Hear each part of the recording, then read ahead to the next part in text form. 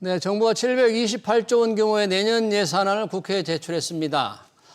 옆집에서 한 대박 빌려서라도 씨를 뿌려야 한다는 이재명 대통령의 재정 역할론이 반영된 확장 재정인데요.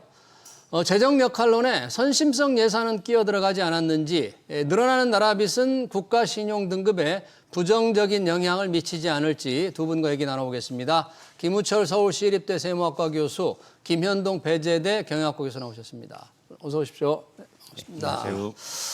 이재명 대통령의 본격적으로 짠 내년 첫 본예산입니다. 728조, 올해보다 8.1% 늘어나는 규모인데 확장적인 재정을 분명히 했습니다. 우리 경제 상황 굉장히 어려운데 재정의 역할 어느 정도 조금 불가피한 것 같은데 김우철 교수님, 이 정도 확장 재정 우리 상황, 경제 상황 감안하면 좀 있을 수 있다, 불가피하다, 혹시 그렇게 인정하십니까? 예, 그 새 정부 정책 성향을 볼 때 어느 정도 확장적인 예산 편성을 할 것이다라는 건 사실 예상돼 왔는데 네.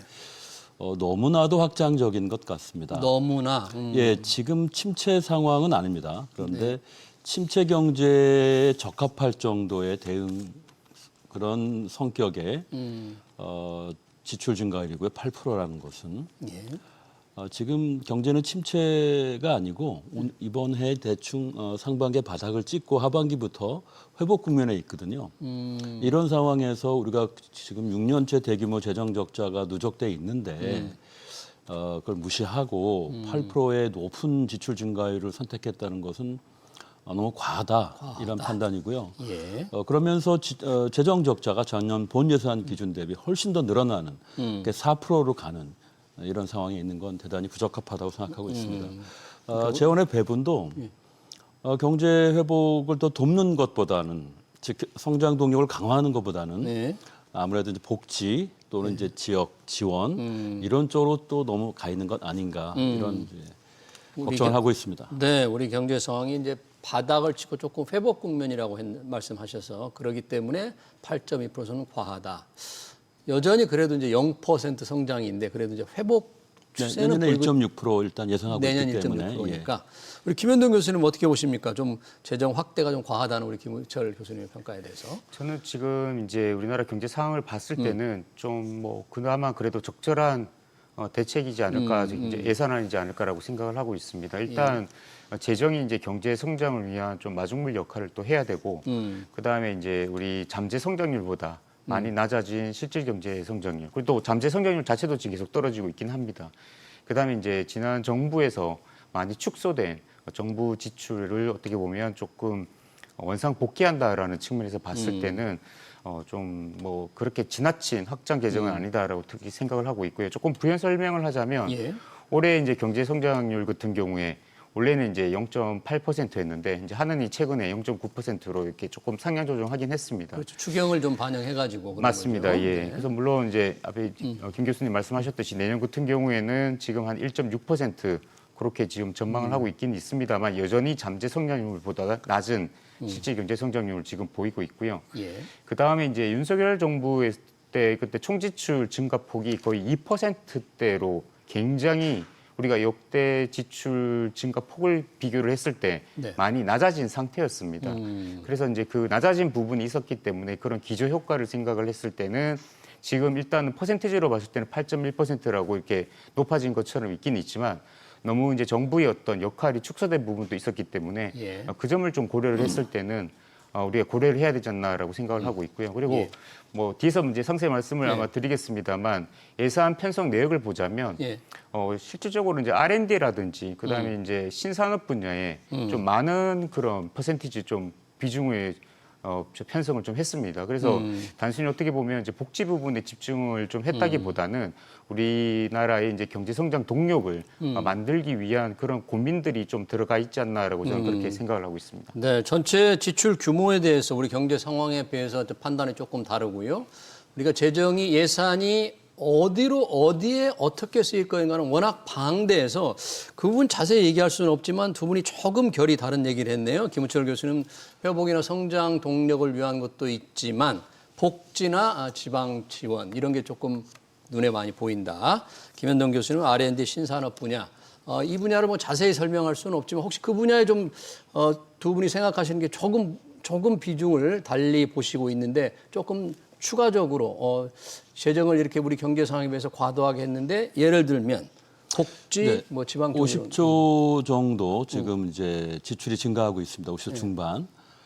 전 본 예산 대비 한 55조 원 정도 네. 총 지출이 증가하는데 이 중에서 한 30조가 거의 복지고요. 30조 원 들어가는 게 예. 예, 10조 원, 그러니까 20조, 10조 정도가 이제 복지와 지역 지원 이렇게 예. 해당하고 산업 부문하고 R&D 부분은 늘어나는 예산이 한 10조 원 정도입니다. 그래서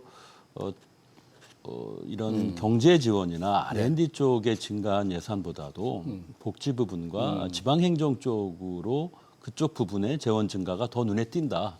그렇게 말씀드릴 수 있겠습니다. 김현종 교수님이 지적해 주신 R&D 신산업 분야 어떤 부분이 조금 눈에 띄고 우리 성장 동력을 뒷받침하기 위해서 재정의 역할이 좀 이런 데 좀 제대로 이번에 예산이 배정이 되는 것 같다. 이렇게 좀 긍정 평가하실 부분을 조금 구체화해서 말씀해 주실까요? 사실 이제 양가적인 측면이 있긴 있는데요. 그 총량으로 봤을 때는 R&D가 지금 한 35조 원 정도 들어가 있고, 예. 그다음에 이제 증가율로 봤을 때는 한 19%입니다. 그러면 우리가 재정 지출 총액의 어떤 증가율 8.1%에 비해서는 확실하게 이제 많이 그쪽이 투입되고 있는 건 맞는 거고요.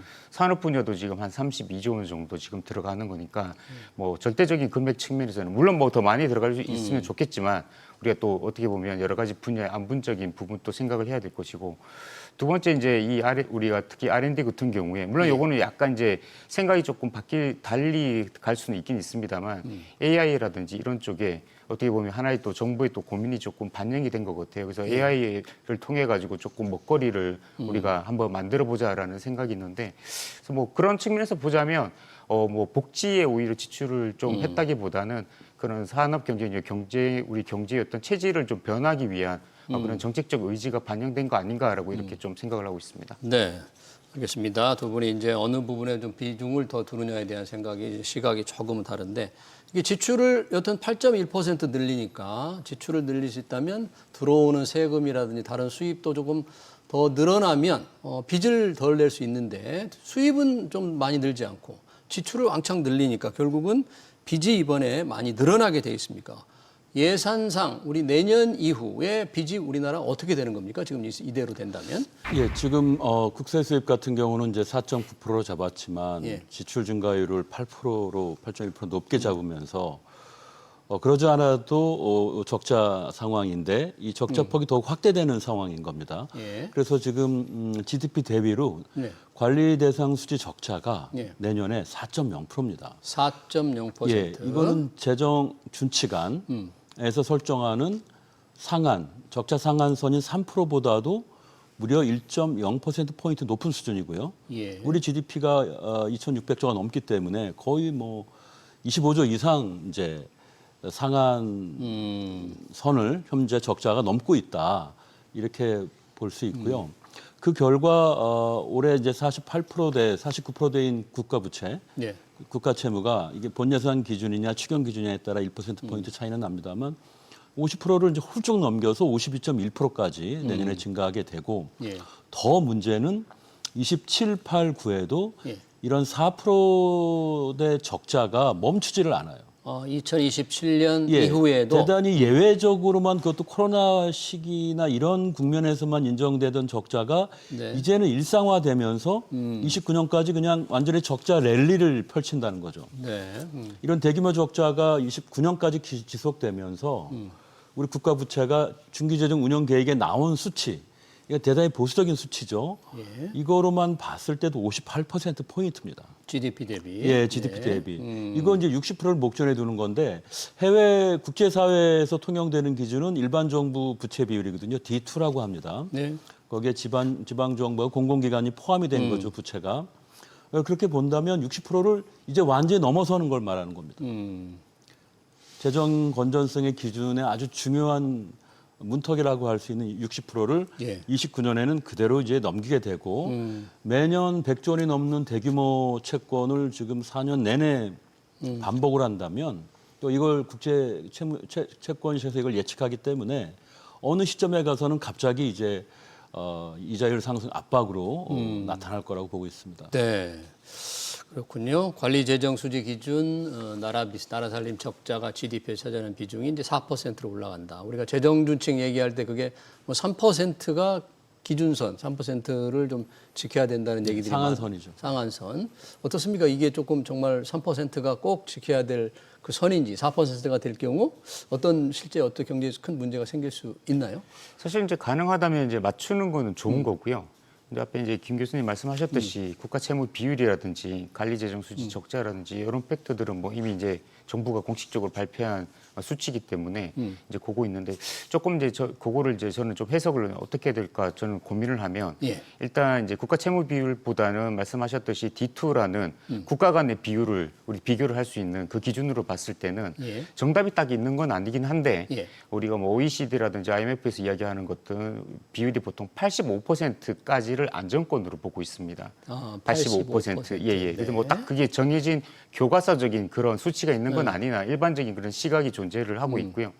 그렇다면 일단 그 기준으로 봤을 때는 우리가 지금 현재 한 50% 중반대, 초중반대인데 뭐 2029년도 갔을 때 50% 후반대, 60% 가더라도 일단 그 85%보다는 조금 이격이 되어 있으니 당장은 크게 이제 걱정할 필요는 없다라고 생각할 수도 있지만 네. 저는 이제 그 수치도 물론 수치지만 그 속도라든지 방향성 이게 또 어떻게 보면 더 중요하다라고 생각을 합니다. 예. 그래서 결국은 언제든지 이 속도로 계속 가다 보면 그 수치에 도달할 수 있는 거기 때문에 그러면 문제가 없는 거냐? 그건 아니고요. 그래서 저는 이제 어떤 생각을 하고 있는가 하면 결과적으로 이런 우리가 국가에서 돈이 필요를 하면 그거는 세금에서 조달하든가 아니면 빚을 내서 조달하면 되는 거거든요. 근데 우리나라 세금이 적정한 수준이고 과다한 수준이라면 그러면 이 빚을 내는 부분에 대해서 어떻게 보면 통로가 하나밖에 없겠지만 지금 우리나라의 조세 부담률 수준은 굉장히 낮습니다. 네. OECD 평균보다도 굉장히 지금 떨어져 있는 거거든요. 조세 부담률이 예, 맞습니다. 그래서 예. 뭐 예를 들면 지금 24년도 수치가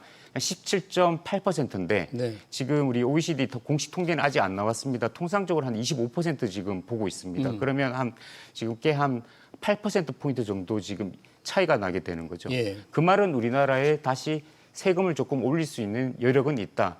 여기서 말하는 OECD 평균이라는 게 결과적으로 다 평균 낸 거니까 뭐 고부담 고복지 국가로 가자라는 이야기는 아니고 어느 정도 정상적인 국가라면 부담하는 수준을 지금 이야기를 하고 있는 거거든요. 세금을 조금 더 늘릴 필요가 있다 그런 얘기군요. 그래서 세금을 늘리면 국가 채무 우리가 부채를 줄일 수 있으니까 예. 그러면 이 국가 채무 비율이든 D2든 간에 이 부분에 대해서 우리가 조금 줄일 수 있는 여지가 있다라고 이렇게 말씀드릴 수가 있습니다.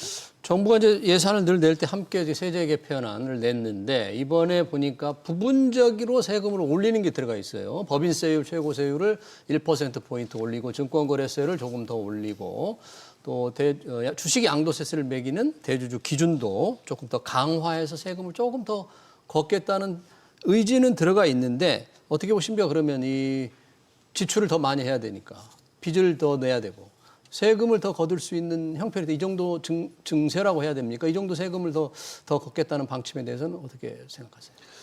세법 개정안 7월에 나온 내용은 그나마 이제 세입 확충을 통해서 네. 재정 관리를 한다는 인상을 주었기 때문에 그나마 긍정적으로 평가는 했죠. 그러나 문제는 방식과 이런 내용들이었는데 세부담이 기업 부분에만 집중됐다는 의미에서 반쪽짜리 증세 정책에 불과하고 예. 그 금액도 이제 지금의 재정 기조를 완전히 바꿀 만큼의 큰 규모는 아니었습니다. 예. 그래서 결국 추가적인 세입 확충이 필요하고요. 그러한 점은 지난 몇 주 전에 발표된 국정계획 보고서에서도 예. 세입 확충한다는 그런 금액까지 나와 있었죠. 예. 그러니까 앞으로 7월에 했던 그런 증세 정책을 2번 정도를 되풀이해야만 당시 국정계획 과제에서 나왔던 세입 확충이 가능해지는데 예. 과연 이제 그런 의지가 있을까? 이제 기업 부분에 충분히 세금을 올려놨기 때문에 결국은 이제 가계 소비나 가계 소득 위주로 또는 자산 이쪽 부분으로 이제 증세가 선택할 수밖에 없는데 그럴 가능성이 있는데 난이도가 상당히 높은 거죠. 쉽지 않다는 예, 얘기죠. 지금 정부의 새 정부의 정책 기조를 보건대 예. 그런 개인 소득이나 개인 소비 자산에 세금을 올리는 의도가 과연 있을까? 네. 상당히 회의적이고요. 지금 조세 부담률은 거의 박근혜 정부 수준 말기로 가 있기 때문에 이렇게까지 거의 10년 전으로 조세 부담률이 낮아진 경우가 없었습니다.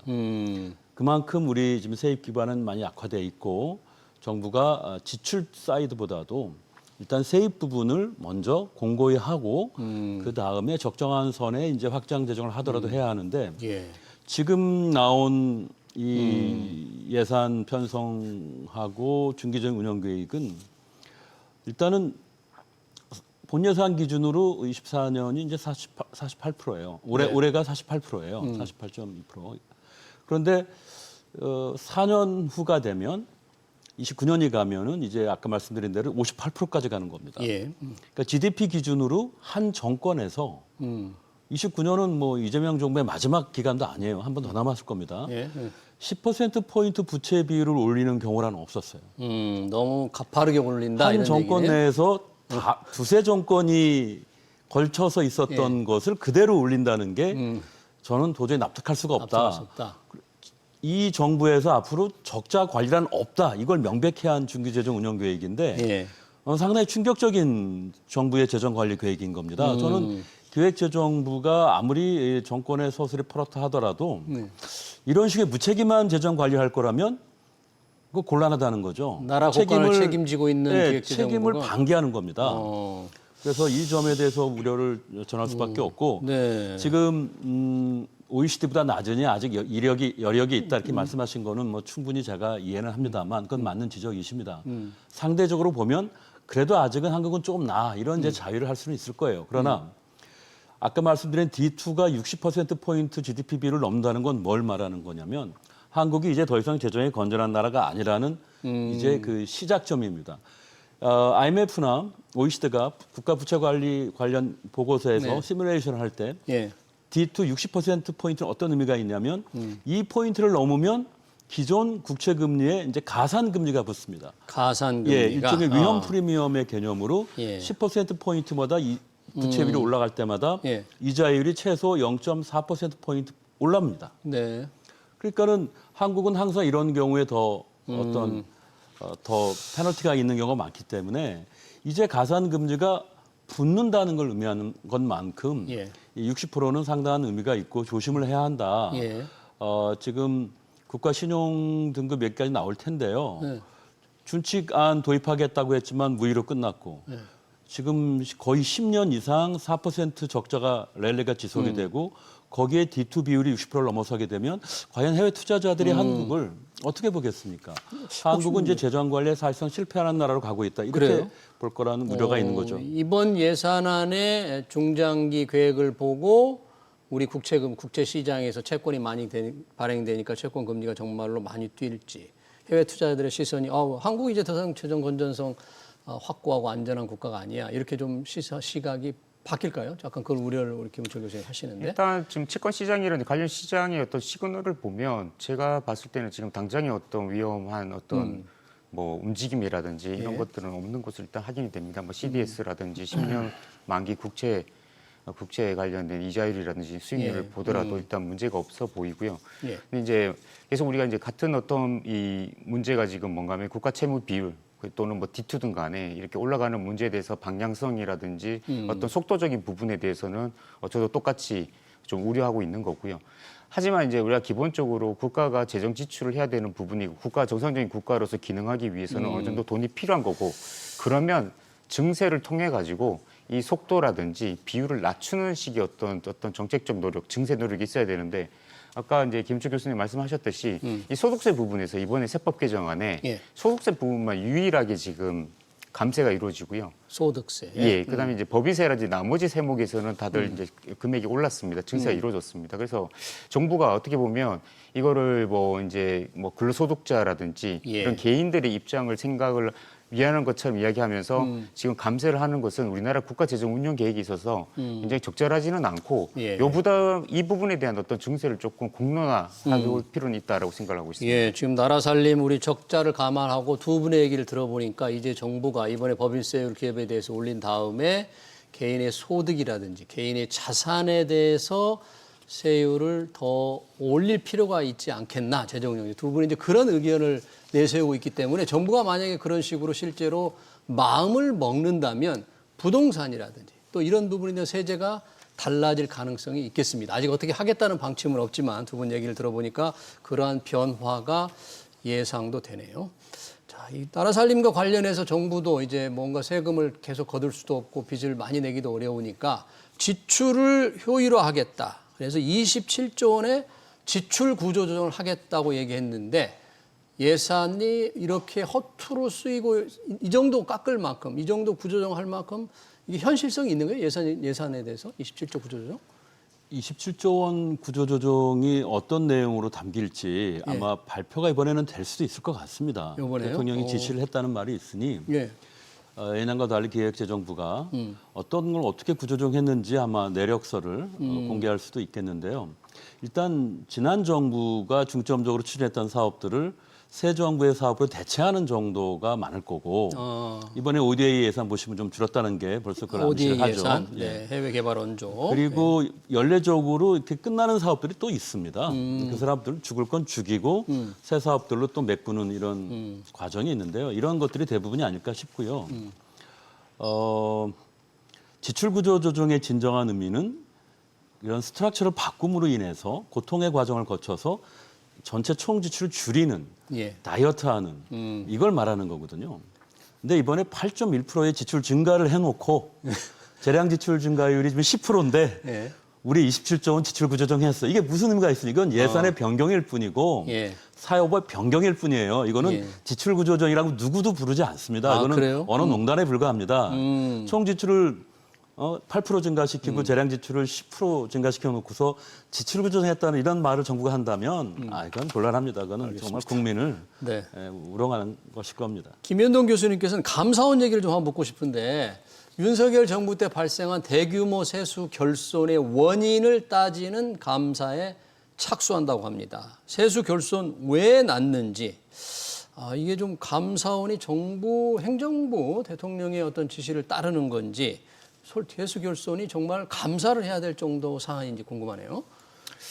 일단 지금 세수 결손이 지금 윤석열 정부 때 2023년, 2024년 사실 이제 규모가 너무 컸습니다. 한 87조 원 지금 세수 결손이 났는데 예. 그러니까 세수 오차 더 들어오는 것도 있고 적게 들어온 해도 있었지만 이렇게 적게 들어온 거는 역대 최대 규모긴 합니다. 그럼 왜 이렇게 지금 이렇게 물론 이제 우리가 예측이기 때문에 네. 프로젝션이기 때문에 사실 미래에 대한 예측은 항상 정확할 수는 없습니다. 예. 근데 그게 이때까지 어떤 트렌드라든지 경향성을 봤을 때 너무 지나치니까 거기에 대해서는 한번 감사원이 어떻게 보면 어떤 기재부의 그 기능에 있어서의 어떤 문제가 없는지 이 부분에 대해서 한번 다잡아 보겠다라는 그런 의도로 저는 예상이 되고요. 네. 일단 그러면 세수 오차가 일단 물론 이제 감사를 정확하게 해봐야 되겠지만 일단 드러난 사실이라든지 어떤 여러 가지 합리적인 추정에 따랐을 때 왜 일어났을까 한번 생각을 해보면 일단 감세 효과에 지나친 낙관적인 좀 전망이 있지 않았나라고 생각이 들고 있고요. 낙관적인 전망. 그다음에 이제 정부가 예산안이 이번에도 이제 발표되긴 했었습니다만 윤석열 정부 때 예산안이 발표가 되고 실제로 이제 국회가 통과할 때 되면 시간이 좀 물리적 시간이 많이 걸립니다. 최소한 5개월에서 6개월 정도 걸리는데 네. 그 사이에 어떻게 보면 대내외 경제 여건이 굉장히 급격하게 변할 수가 있는 거거든요. 그래서 그런 부분에 대해서 추가적으로 다시 한번 재추계라든지 이런 여지가 없었는가? 이런 저는 제가 봤을 때는 두 가지 정도 요인으로 보고 있고요. 예. 근데 감세 효과의 낙관적인 전망이 조금 말씀을 드리자면 사실 이제 이거는 뭐 세부적인 어떤 모델이라든지 어떻게 했는지에 대해서 우리가 알아야지만 정확하게 그거는 뭐 알 수가 있는 건데 한 가지 이제 재밌는 사실은 바로 뭔가 하면 이런 우리 세수 효과와 관련해서 정부와 비등하게 예측을 하는 우리 국회에서 기관이 있습니다. 예. 국회 예산정책처라고 있는데 예. 우리가 과거의 실적을 보면 국회 예산정책처의 전망보다 정부의 전망치가 더 보수적이었습니다. 그러니까 보수적이었다. 세금이 더 적게 들어올 거다라고 보는 그런 생각했는데. 경향이 있었는데 이게 바뀌게 된 게 언제부터인가 하면 윤석열 정부 다 바뀌어버렸습니다. 예산 오히려 정책조보다 낙관적이다. 예, 정부는 오히려 이제 정부보다 예산 정책처가 더 보수적인 그런 경향이 되면서 근데 그때 아무 일이 없었으면 상관이 없는데 또 그 해에 세수 결손이 대규모 발생을 했거든요. 그래서 네. 뭔가 이렇게 수치 입력이라든지 전망을 할 때 조금 호혜적으로 이렇게 전망한 게 아닌가라는 그런 생각을 알겠습니다. 하고 있고요. 네. 그다음에 정부가 한번 재추계하겠다라고 예전에 이야기를 했었었는데 그때 한번 어떤 대외 그때 경제 변수가 좀 크게 변화한 게 있었는데 그 부분에 대해서 어떻게 보면 재추기를 하지 않았던 그런 부분도 좀 있습니다. 그래서 그런 부분들에 대해서 한번 들여다보겠다라고 하는 게 아닐까라고 생각을 하고 있습니다. 알겠습니다. 또 하나 김우철 교수님께는 다른 또 이슈를 하나 물어봐야 되겠는데 이번 예산에 들어가 있는 것 중에서 지자체가 발행하고 그 가맹점에 쓸 수 있는 지역사랑 상품권 있잖아요. 거기에 이제 국고 지원이 1조 1,500억으로 늘어납니다. 그렇게 되면 지역사랑 상품권 발행이 24조까지 된다. 자, 이 부분 엄청나게 늘어나는 거거든요. 이 부분에서는 어떻게 보십니까? 지자체가 자신의 이제 지역 경제 상황에 따라서 선택적으로 할 수 있는 괜찮은 제도입니다. 예. 그런데 예. 이것을 중앙 정부가 나서서 대규모 재원을 투입한다? 그러면 어떤 일이 벌어질까요? 자, 여러 지역이 경쟁적으로 이제 지역 상품권을 인접 지역들이 서로 이제 바꾼다. 시행하겠죠. 예. 그러면 이제 그 지역에 한해서 우리 지역은 특별한 어떤 경제 상황상 지역 소멸이나 아니면 이제 더 관광객을 너무 많이 주는 나머지 더 유치하려는 목적으로 지역적 특색을 살리는 목적으로 해야 하는 제도인데 지역사랑 상품권이. 인접 지역에 예. 다 이제 정부가 이렇게 대규모로 재정을 투입하니 너도 나도 다 이제 발행을 해야 되겠죠. 예. 그렇게 되면 이제는 그 지역에가 특별히 싸게 살 유인이 사라지니 과연 이게 해당 지역에는 종전보다 더 나빠지는 결과가 나올 거고 예. 이렇게 중앙 정부가 전 지역에 걸쳐서 이 사업을 시행하게 되면 아까 말씀드린 상대 가격 체계의 유인이 이점이 사라지게 됩니다. 그래서 네. 모든 효과가 상쇄돼 버리고 결국은 지역 경제 활성화 효과는 거두지 못한 채 사실은 재원만 낭비되는 그런 게 벌어져서 예. 하더라도 일부 지역이 자신의 재정 상황에 맞고 또 지역 경제의 소상공인들의 어려움을 살펴서 선택적으로 조금씩 이렇게 해야 그 지역의 어떤 예. 유인 효과가 발생하는데 예. 정부가 이렇게 대규모로 해서는 오히려 기존의 정책 효과마저 망칠 수가 있다. 지역 상품권은 거시경제 차원에서 중앙 정부가 대규모로 시행하는 건 바람직하지 않다. 오히려 원래의 효과마저 줄일 것이다. 이렇게 우려하고 있습니다. 마지막으로 김현동 교수님, 김우철 교수님 똑같이 이번 예산을 우리가 지금 다루지 못한 것 중에서 눈에 띄는 거라든지 민생 또는 뭐 청년 지원, 지방우대 중에서 한두 가지 상당히 아주 괜찮은 거라든지 아니면 조금 아주 문제가 있다든지 뭐 굉장히 영향이 있다든지 뭐 한두 가지 꼽아줄 수 있겠습니까? 일단 뭐 눈에 띄는 거는 지금 뭐 이제 우리 시청자분들이 많이 관심을 가지실 건데 우리 이제 그 정액 패스, 대중교통 정액 패스 신설하는 광역 패스요? 거. 예. 네. 기존에 이제 K 패스라고 있긴 있는데 있죠. 얘랑 조금 좀 성격이 조금 다르긴 합니다. 그래서 내용이 이제 월 한 5만 원에서 6만 원 정도 부담하면 최대 한 20만 원 정도의 대중교통을 이용할 수 있는 거군데요. 이게 이제 우리 K-패스 같은 경우에는 기본적으로 이제 쓴 거에 환급해주는 시스템이었다면 얘는 이제 어떻게 보면 충전이 그만큼 더 많이 되는 그런 시스템이라는 것. 그다음에 또 이제 K-패스와 다른 게 이 지금 우리 대중교통 정액 패스는 전국을 대상으로 하고 있다는 점. 그래서 보면 이제 주변 한번 이야기를 들어보면 굉장히 많은 관심을 가지고 있더라고요. 그래서 대중교통 정액 어쨌든 패스. 많이 쓸 수 있도록 권장하는 효과도 있기 때문에 이거는 좀 눈에 띄는 민생 어떤 정책이라고 생각을 하고 있습니다. 네, 김우철 교수님 하나 꼽아주시겠어요, 짧게? 네, 지금 농어촌 인구 감소 지역에서 6개 시군을 선발을 해서 6개 군이 되겠죠. 그 군을 선발해서 월 15만 원씩 전 지역 주민에게 이제 나눠준다는 농어촌 예, 기본소득. 농어촌 기본소득 시범 사업인데요. 이게 사전에 충분한 정책 효과 검증 없이 지금 타당성 검증 없이 일방적으로 이루어지는 거라 논란도 많고 우려가 됩니다. 시범 사업으로 끝나지가 않고 정부는 28년 이후에 이게 전국의 군으로 확장한다는 계획이고 2030년에 가면은 무려 6.2조 원까지 예산이 늘어나게 됩니다. 지역 소멸을 효과적으로 과연 이게 방지할 수 있을까요? 월 15만 원의 지급이 인구 이입을 늘리고 지역 경제 활성화할 수 있을까요? 사실은 원하는 효과 없이 재정 부담만 눈덩이처럼 키운 채 실패로 끝나는 정책이 되지 않을까 걱정이 됩니다. 네. 그래서 너무 서두르지 마시고 그리고 항상 사회적인 공론화 과정을 중시하셔서 이번 예산처럼 무리하게 책정 먼저 하지 마시고 네. 꼭 정책의 효과를 사전에 검증하는 절차를 거쳐달라 이렇게 주문하고 싶습니다. 네, 여야가 오늘 시작된 정기국회에서 내년 예산안 철저하게 심의해 주길 바랍니다. 토론 여기서 마치겠습니다. 김우철 서울시립대 세무학과 교수, 김현동 배재대 경영학과 교수였습니다. 고맙습니다. 감사합니다.